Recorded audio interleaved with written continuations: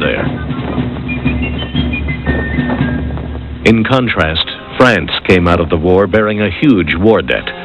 The financial burden and the French citizenry's infatuation with the ideals of the American Revolution would lead directly to France's own revolution in 1789.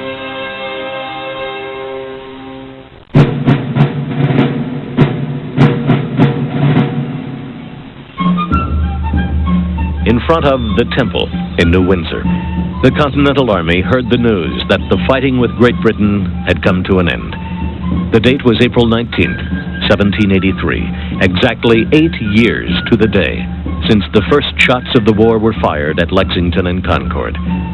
Over the next few months, nearly 12,000 Continental regulars set out for home, bearing little more than the muskets they had been granted as farewell gifts.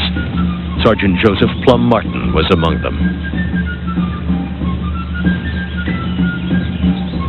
I confess, after all, that my anticipation of the happiness I should experience upon such a day as this was not realized.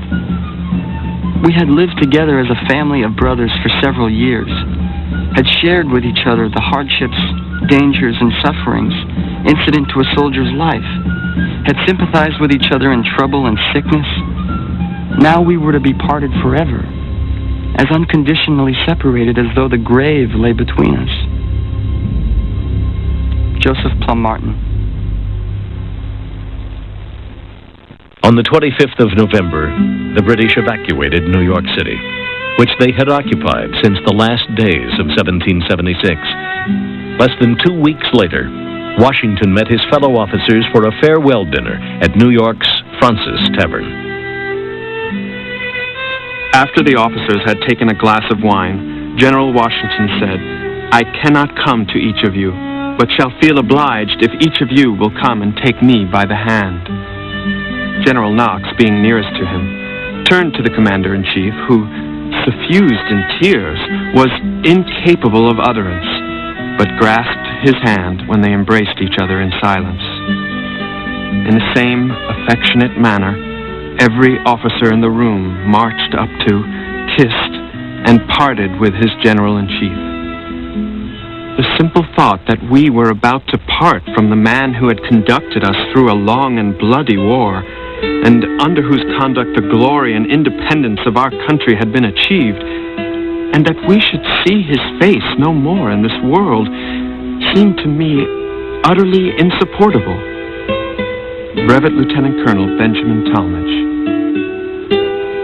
Washington set out for Mount Vernon and the life of a private citizen. At Annapolis, Maryland, the governor honored him with a ball. Washington danced every dance, providing an opportunity for what the ladies present called getting a touch of him. The next day, he met Congress, and with a faltering voice, resigned as Commander-in-Chief.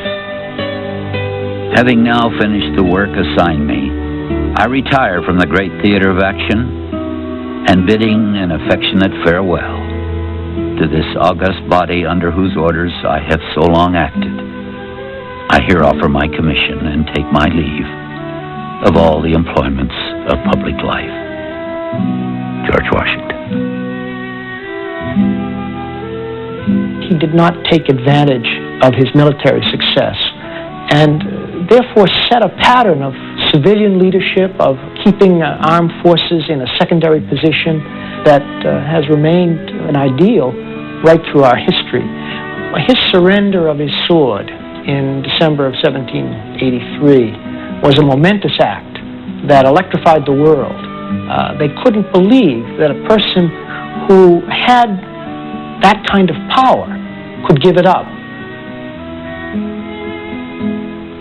Martha greeted him at Mount Vernon on December 24th. George Washington was home for Christmas.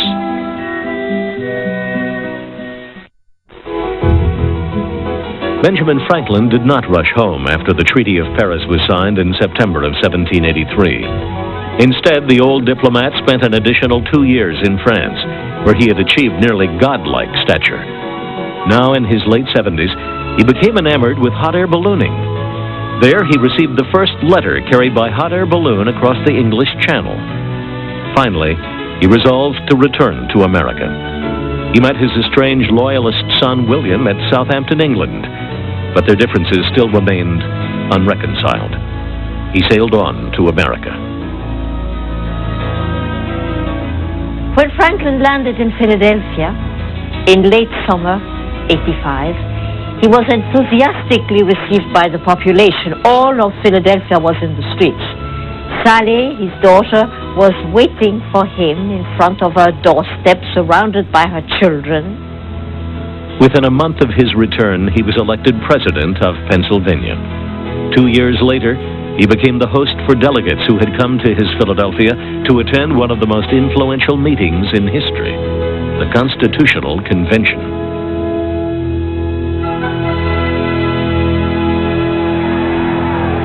A revolution is an internal war. You've got one group that wants to destroy the constituted authority, to displace it, and to take over.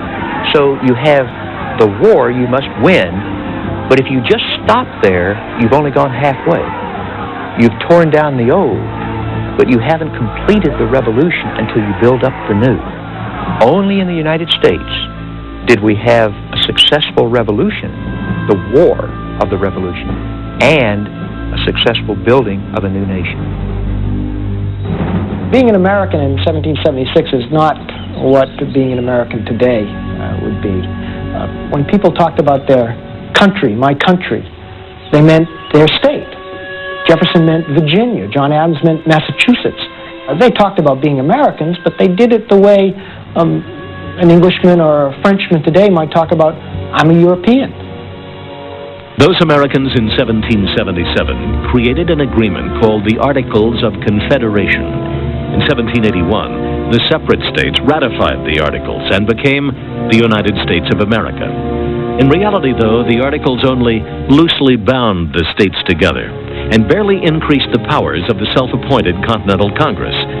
The Constitutional Convention would change all that by creating a strong central government that could tax, regulate trade, and deny states certain powers, such as the right to print paper money. If anyone in 1776, a decade earlier, had proposed such a strong, distant national government, he would have been laughed off the continent.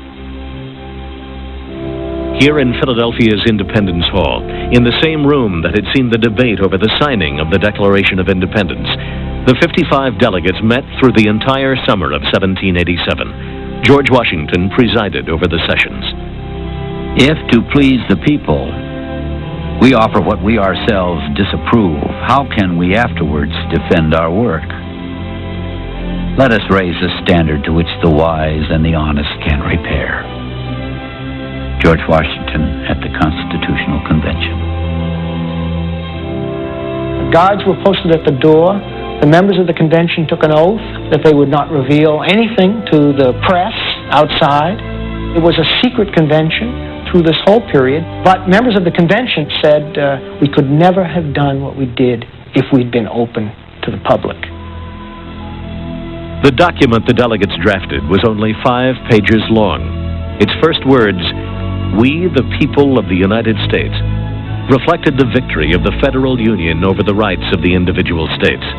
Virginia's James Madison and younger colleagues drove the proceedings forward, but it was the very presence of the convention's president, George Washington, that shaped much of the document's content. All they had as a picture were governors and kings. They wanted a powerful commander-in-chief. They wanted someone who would be in charge of the army. And George Washington sitting up front as the president of the Constitutional Convention, the more they talked, the more they discussed this. They wanted this executive, and they didn't call it the president to begin with, they called it the executive, to look like and be like and act like George Washington. So they created it in the image of that man. When it came time for the delegates to sign the Constitution, its approval was uncertain. 81-year-old Benjamin Franklin took the floor. He made a speech which has become one of the classic rhetorical speeches in American history, arguing that they could sign it if each one of them realized that he was not infallible, that he would have to compromise, and most important, that it was the absolute best